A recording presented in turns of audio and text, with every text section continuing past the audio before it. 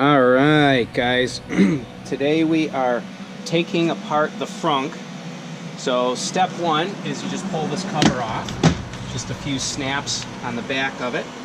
So pull that off, set it aside. Next is to remove the carpet, just held down with a strip of Velcro. Set that aside. Now I already checked this earlier. I have not taken this off. You guys are experiencing this for the first time along with me. But I did check. These are 10 millimeters. And then you pop these hooks and there's another two 10 millimeter screws down there. So we'll go ahead and remove those.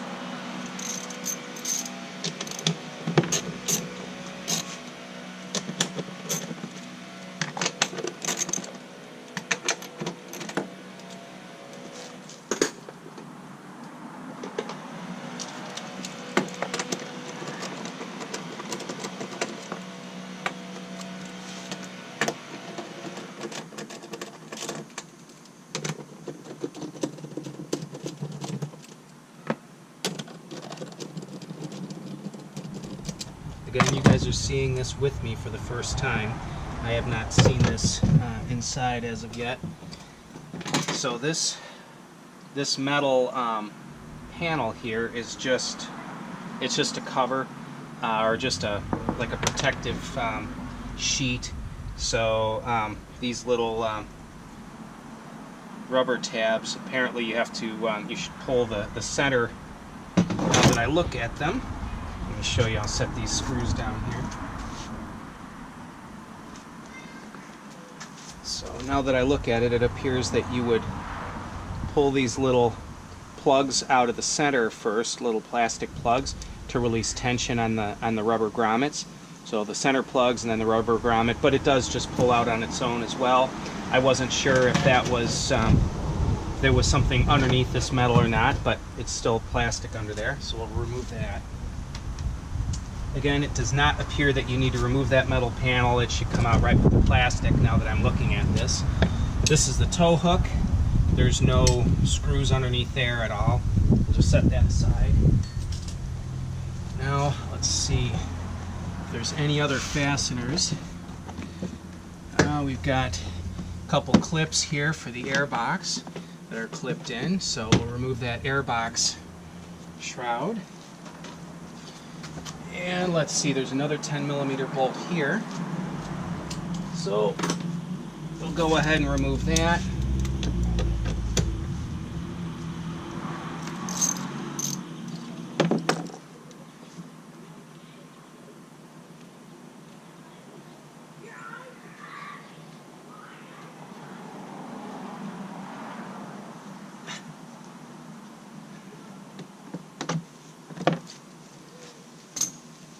Let's see here.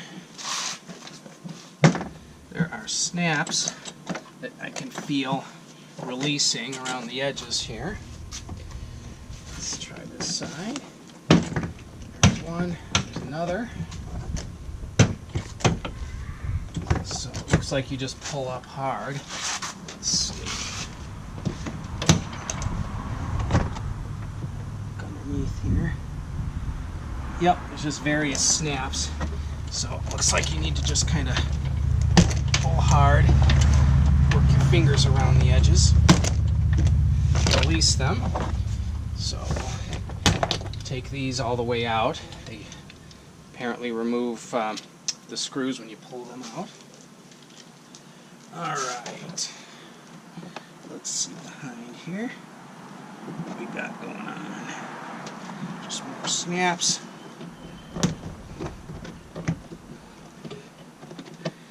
Let's see, there's a small cover here by the latch, it looks like. It needs to be removed. Probably one or two more bolts underneath there. So let's see. Alright, so that removes, and then you've got one small wire for the trunk release. If you can hear that, and it moves this release wire here. So let's see, a small screwdriver is needed. Very small screwdriver to, looks like, to release this connector. There we go. Set that aside. Now we'll remove these two 10mm bolts here. My guess is that it'll come right out with remaining snaps at this point. Alright, let's see. Yep, and then there's several tabs, snap tabs around the edge. So, there we go. In case you want to see the back side of it, there is the back side of the frunk liner. Very light. It's very lightweight.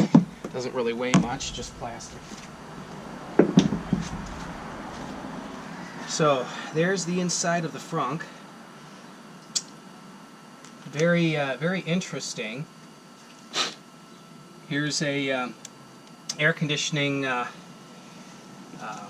port for adding Freon, and that, in my instance, that cap was off. So snap that back on and snug it down. So I'm going to take the camera off the mount here.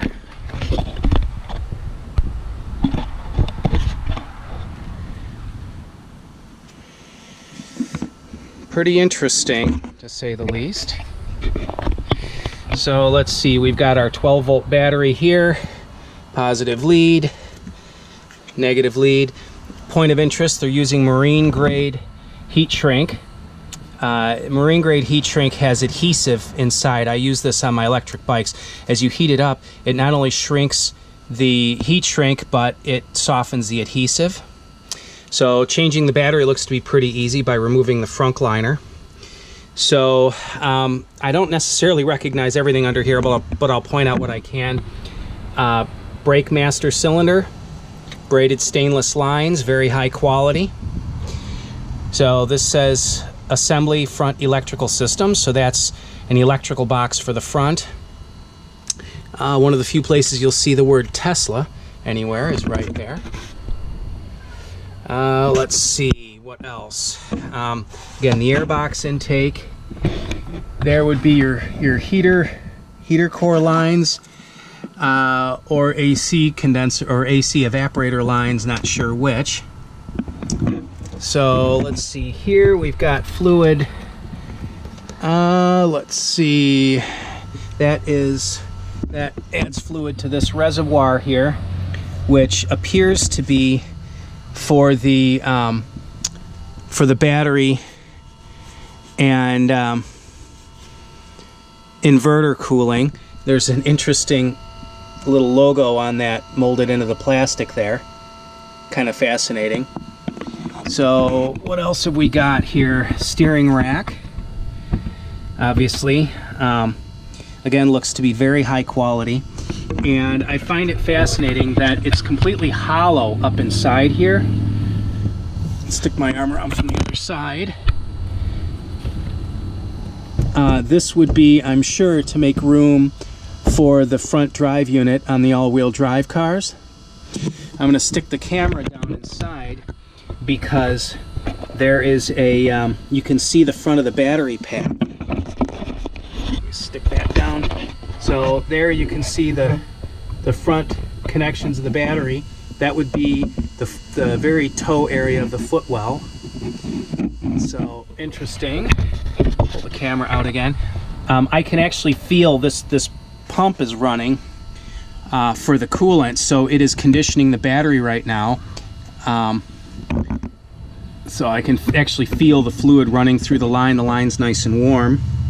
So that circulates fluid through the evaporator, or the radiators here in the front. Underneath this cover would be the cooling system radiator, as well as the air conditioning condenser.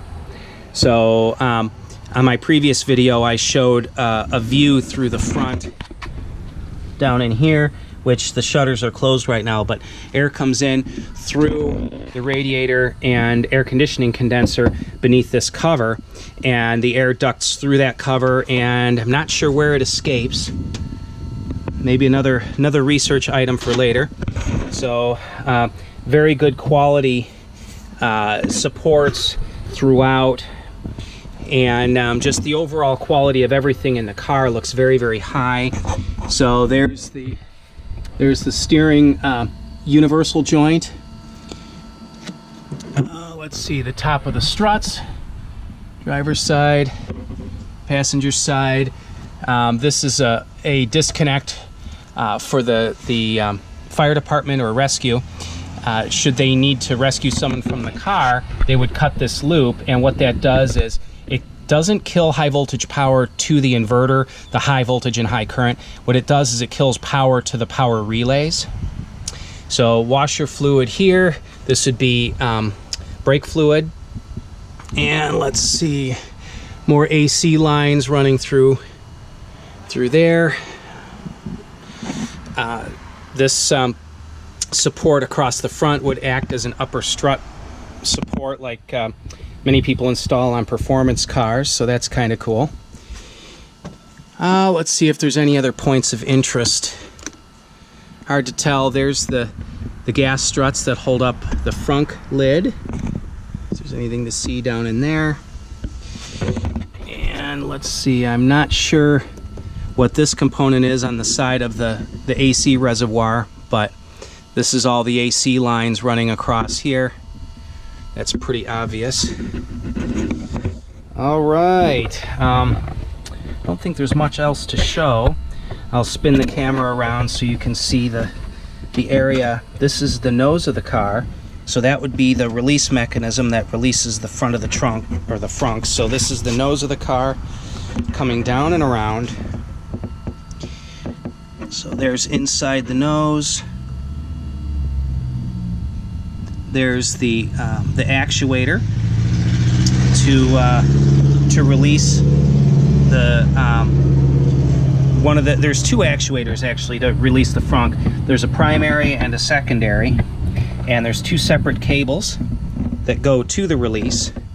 So kind of interesting. It's a double latch system. The horns, and probably actuator motor for those front the front baffles that let air in and out of that radiator system. So another view of the steering rack. So various wiring. So again, a look at the Model 3 somewhat naked under the frunk. All right. So thanks guys for tuning in again. I'm going to be doing more technical videos such as this. We're going to be putting the car up on the lift and doing some work on the underside, removing the air dams and the lower belly pans underneath the car. I'll be showing that, and have some goodies coming up. I ordered some accessories for the car. I'm putting wheels on it and aftermarket suspension. So cool stuff coming up. Those parts are all ordered at this point, so it's just a matter of them arriving and scheduling a time to have them installed. I plan on having the windows tinted and the nose protected, and I'll be doing videos of those as well. Please go ahead and give me a thumbs up, subscribe. The more subscribers that I get, the better content that I can provide for you guys. At this point, my channel is actually making a little bit of revenue, and a little bit of the work that I'm doing to the car is being paid for by revenue from the channel. So the more people subscribe and watch, the better the content will become. Again, more technical videos to come, as well as other commentaries too. So you guys have yourselves a great day. Take it easy.